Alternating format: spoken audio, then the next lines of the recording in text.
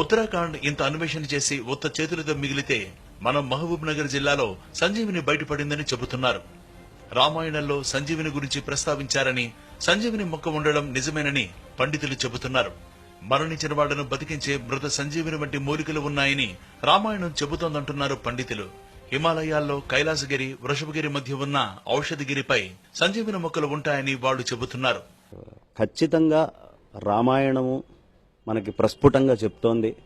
మృత సంజీవిని ఎప్పుడైనా సరే మరణించిన వాళ్ళని మళ్ళీ అమృతతుల్యుల్ని చేసి బతికించేటటువంటి మూలికలు ఉన్నాయి అని రామాయణంలో స్పష్టంగా తెలుస్తోంది.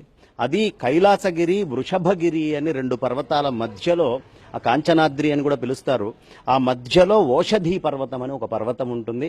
ఆ పర్వతంలో మనకు అవసరమైనటువంటి అన్ని ఓషధులు, అంటే మరణించిన వాళ్ళని కూడా బతికించగలిగేటంతటి శక్తి కలిగినటువంటి ఓషధులు లభిస్తాయి అని ప్రత్యేకంగా అక్కడ చెప్పడం జరిగింది.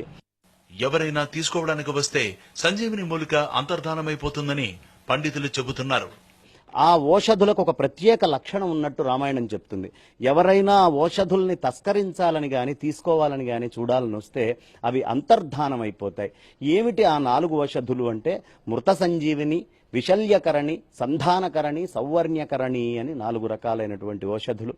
ఆ ఓషధులు ఖచ్చితంగా ఉన్నాయి. హిమాలయ పర్వతాల్లో కొండజాతి వాళ్లు ఈ సంజీవని మొక్కను సంరక్షిస్తారని, బాణము, శవము అనే మూలికలతో దేవతార్చన చేస్తారని పండితులు చెబుతున్నారు. అయితే దీని మీద కొంత చర్చలు కూడా జరుగుతున్నాయి. ఒకానొక తెగ ఎవరైతే ఆ కొండల మీద ఉంటారో వాళ్ళు బాణము, శివము అని 2 రకాలైనటువంటి అద్భుతమైనటువంటి హెర్బ్స్ ని ఇప్పటికీ పూజ చేయటం, అది కొంచెము స్పృహ కోల్పోయిన వాళ్ళని కూడా పైకి తెచ్చే లక్షణాలు ఇవి కలిగి ఉండడం. అయితే 4 చెప్పినట్టుగా దొరకచ్చు, దొరకకపోవచ్చు. మిగతా హిమాలయాల్లో అన్ని చోట్ల పద్మాలతోటి పూజ చేసేటటువంటి వాళ్ళు ఈ ఒక్క చోట మాత్రం ఆ రెండింటిని తీసుకొని వచ్చి పూజ చేయటం. కాబట్టి అవి అంత తేలిగ్గా దొరికేవి అని మనం అనుకోలేము, కానీ ఖచ్చితంగా ఇవైతే ఉన్నాయి అని నిర్దిష్టంగా చెప్పచ్చు.